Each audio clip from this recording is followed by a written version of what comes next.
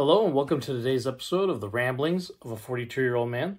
I am Chris Smith, and just like I just showed off, I think if anybody listened to my Katie's Corner episode on Sunday, Katie mentioned that my wife made some merch for me, so I got my nice little Ramblings of a 42-Year-Old shirt on, and feels nice, very comfortable. She did a great job. So today on our show, I'm going to ramble about the new HBO series, The Last of Us. I'll talk a little bit about the show itself, talk a little about the game that it is based off of, and so far, at this point, there are 2 episodes out. I have watched the first episode. I have not watched episode 2 yet, so we'll just do a real quick run through, not a bunch of plot spoilers or anything, but just kind of cover how the show starts, and then we might be able to pick this up again later on in the season, but at least a little background of the game that's based off of, a little bit about the show, and then the first episode that I was able to watch. So stay tuned. Please enjoy. All right. So The Last of Us is on HBO and HBO Max. It started releasing just this year. Episodes 1 and 2 were put together for a kind of longer episode. So instead of your normal like 45 minutes HBO episode, this is 80 minutes, almost like a small movie. And they made it into episode 1. So it's not episode 1 and 2, it is just episode 1, but what they did is the 2 episodes they filmed, they pushed together. Currently episode 2 was released just last Sunday. That is a normal sized episode again, and I think there are some bigger ones coming up as well. The episodes are kind of going to be, seems like they're going to get a little bit back and forth on time. Most of them will be pretty close to an hour, but the first episode and the upcoming 3rd episode, I believe, will be a little bit longer. But these are dropping on Sundays, 9 o'clock at night, on both HBO channel itself and the HBO Max subscription streaming channel, which is how I'm watching them. So this show, The Last of Us, is actually based on a video game. The video game was released in 2013 by the developer Naughty Dog. Now, Naughty Dog is most well known for, most recently, their Uncharted games. But they've also done the Crash Bandicoot series and the Jax and Daxter series, along with Uncharted and The Last of Us, which has 2 video games and some DLC in between the 2 as well. So the game is one of the best-selling games of all time. Multiple Game of the Year awards, and as I said, there is a second one that was released in 2020, also to pretty rave reviews and a lot of sales and claim, and good thoughts, and the game being Game of the Year kind of material again. So that's the game. Next we'll get into some of the characters and actors and people who are in the show. So the HBO show stars Pedro Pascal, who we probably would know mostly from The Mandalorian. He's been on Game of Thrones, had a role in the latest Wonder Woman movie, Wonder Woman 84. He is playing the character of Joel in this one, and his character is kind of this rundown older guy. He's had some loss in his past, and of course this pandemic and kind of apocalyptic scenario that's broken out has left him very kind of embittered, very cynical, and so he's not the most fun guy to be around at this point in his life. And then Bella Ramsey is playing the girl Ellie. She's a 14-year-old character. Now Bella Ramsey, best known also in Game of Thrones, where she played Lyanna Mormont, to again pretty widespread claim there. She did a wonderful job in that show, and so her character of Ellie is traveling with Joel throughout the game. I'm sure as the series goes on, it'll be very similar. The 2 of them traveling across this post-apocalyptic world, and so. The plot so far of the show, which I'm not going to go any further than the show has gone, so far it is stuck really close to the way the game opens up.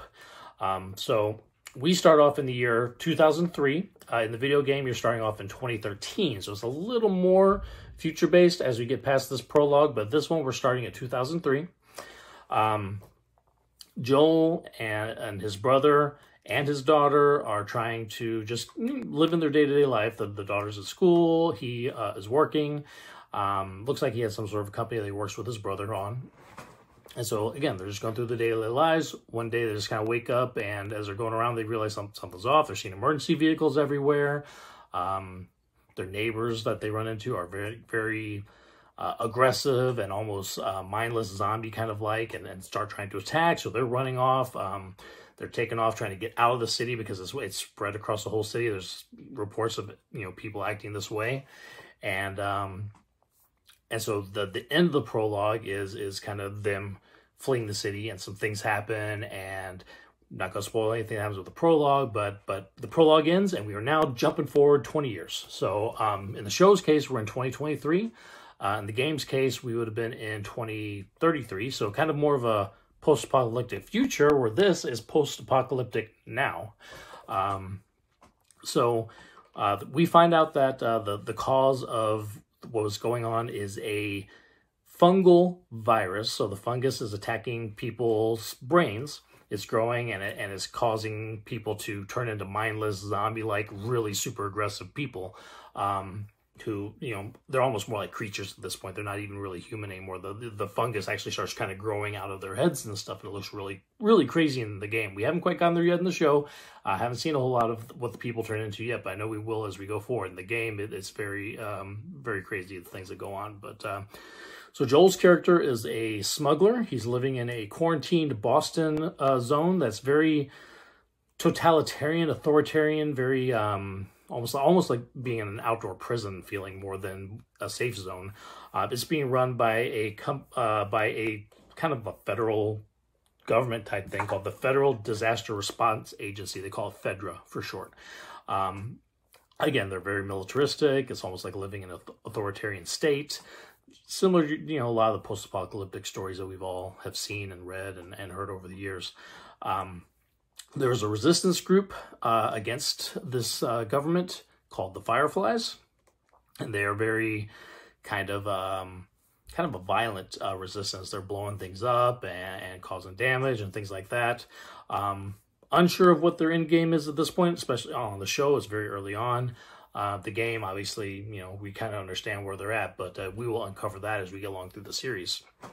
But they are holding Ellie, and at first it almost seems like she's a prisoner. They've got her in a room, kind of locked in. She's actually got handcuffs on to like chained up to keep her from running off, which, again, not the best, but doesn't necessarily seem like she's so much a prisoner as if they're just trying to keep her safe for something. And so Joel's character is trying to find a way to get from Boston all the way over to Wyoming, because that's where his brother is at now, and he's lost contact with him, hasn't heard from him in a few months, I believe. And he's a little worried, so he really wants to get over there, but he doesn't have a mode of transportation or a real safe way to get out of the quarantine zone. They do not allow people to leave the quarantine zone for pretty much any reason. So he runs into the Firefly leaders, and since he is a smuggler and he does, you know, have some ways of getting out that he's had in the past, they talk him into taking Ellie with him and getting out of the quarantine zone and take her to another Firefly camp that's somewhere else in Massachusetts. Again, just kind of safely moving her from this area to this other camper group that they have over there. In payment for doing this, once he's there and he's dropping her off at this institute, they will have a truck gassed up and with the fresh batteries and ready, you know, running and ready to go, so he can get to Wyoming to see his brother. So by the end of the first episode, Joel and his partner Tess have taken Ellie, and they're on the way out of the quarantine zone. And we end the first episode with them pretty much getting out of the quarantine zone and starting on their path. I'm sure episode 2, being out now, will continue along that. And as we go through the 9-episode season that we have going on for the rest of the year, we will see how that progresses. I'll tell you, from somebody who's played the game, we get some crazy moments, some interesting locales. And so far, they seem to be sticking pretty close. So if they do continue with they're sticking close with the game, we should see some pretty cool things. So again, that's a quick overview of the movie. I'm sorry, the TV show. Episodes 1 and 2 are out now. Each episode, again, Sunday night, 9 o'clock. And there are going to be 9 episodes. More than likely, this will be a multi-season show. I believe the first episode was the second biggest premiere for HBO of all time, behind only The House of the Dragon, the newest Game of Thrones show. And so I have a feeling that they will be continuing future seasons as well. Season finale for this is set to air on March 12th, and so between now and then, you should get each episode on Sunday. So as The Last of Us, the TV show, The Last of Us video game is great. If anybody's wanted to grab that and play that, it is one of the better games of the last few years for sure. So that's my ramblings for today. Thank you very much for watching. If you guys like the shirt, let me know what you think. I thought it was great. Obviously, I'm now the 43-year-old man, but I don't care. I'm going to keep wearing shirts to say I'm 42 until somebody tells me I can't anymore. In which case, I'll tell them too bad. Thank you for watching. You guys have a great day.